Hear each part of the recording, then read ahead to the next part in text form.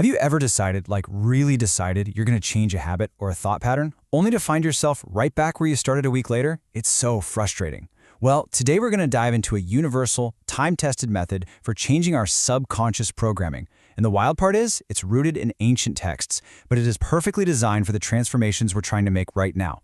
And it all starts by understanding this one problem that literally everyone faces. So first up, we've got to talk about the central issue for anyone trying to change. It's this thing called the knowing-doing gap.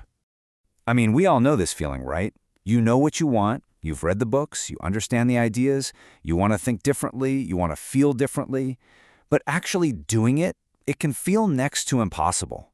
So why? Why is there this massive, frustrating canyon between what we intend to do and what we actually end up doing? Well, here's the core of the conflict. You set a conscious goal. You say to yourself, okay, today I will think positively. But before you can even finish that sentence, an automatic worry pattern has already fired off in your brain. You decide, I'm going to be more confident. But that little inner critic, man, it always gets the first word. You tell yourself, stay calm, but your body's stress response is already pumping. And this is the whole key. Trying to just think positive is like showing up to a fight after it's already over. The real battle isn't happening at the level of your conscious thoughts. It's happening at the level of these deep automatic responses that fire way faster than you can even think. So what's the solution? You know, it's not some brand new self-help trend or a life hack. It's actually a really precise psychological technique for reprogramming those automatic responses. And it was laid out thousands of years ago. This verse right here is the foundation. And what's so cool is if we look at it not as just a religious suggestion, but as a direct technical instruction, it becomes this incredibly powerful manual for change. It doesn't say try to be different, it says to be transformed. And it tells you how, through a specific process called the renewing of your mind. And get this, the original Greek word used for transformed here is metamorpho. Yeah, that's where we get our word metamorphosis. So this isn't about making a few small tweaks or trying a little harder. This is describing a complete structural change, a total reprogramming of your mental operating system. We're talking about a caterpillar fundamentally changing its entire form to become a butterfly. It's that deep. And the source texts even lay out a super clear three-phase protocol for how to do it. It's so simple. First, you put off the old way of thinking. This means you have to learn to interrupt that automatic negative pattern. Second, you are renewed. This is the active work. This is where you reprogram. And third, you put on the new identity. You install that new pattern until it becomes your new default, your new you. So the big question is, how does this renewal process actually work? How do we do the reprogramming? Well, the source material points to 4 fundamental keys, or maybe think of them as 4 doors into the subconscious mind. These 4 keys are the word, which is about repetition, the feeling, which is about emotion, the imagination, our ability to form images, and the I am, which is our sense of accepted authority. These are the primary ways the subconscious mind gets impressed with new information. And what's absolutely fascinating is that modern teachers like the mystic Neville Goddard built their entire systems around these very same powerful tools.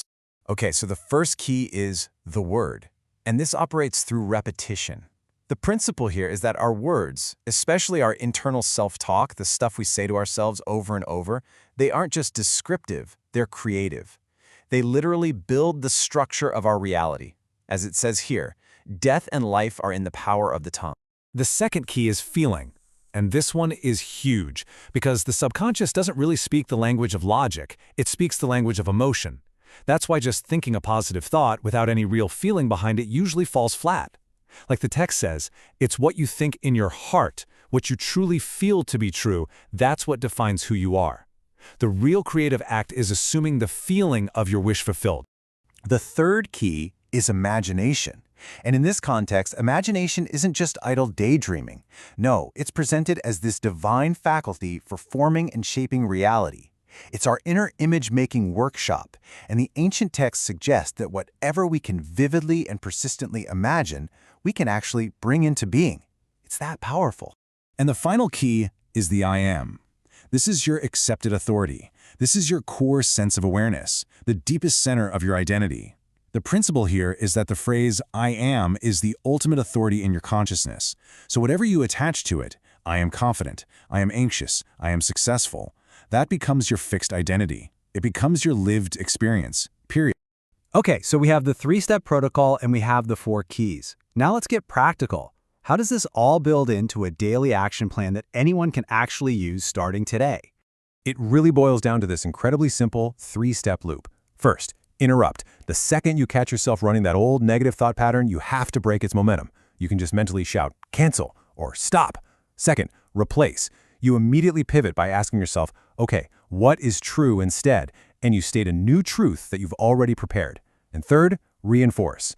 Don't just say the new words, take a second to actually feel the reality of that new state, even if it's just for a moment. Now, listen, this part is so crucial for managing expectations. This change is not instant. For the first week or so, expect resistance. I mean, the old programming is going to fight back, and it's going to fight back hard. That's totally normal. Then, somewhere between week 1 and week 3, you'll start to get glimpses, these brief, beautiful moments where the new reality feels natural and true. And then, if you stick with it, after about 2 months, you hit integration. That's when the new pattern becomes your new automatic default. And this is where the whole idea gets even bigger, even more profound. It turns out this protocol for renewing the mind, it's not just from one single tradition. It appears to be a universal human system.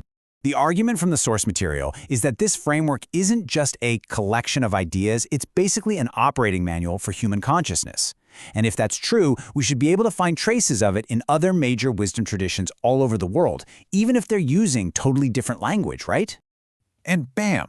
This just illustrates the point perfectly. Look at this. That core I am principle in the Bible is Ehyeh. In Hinduism, it's Aham Brahmasmi.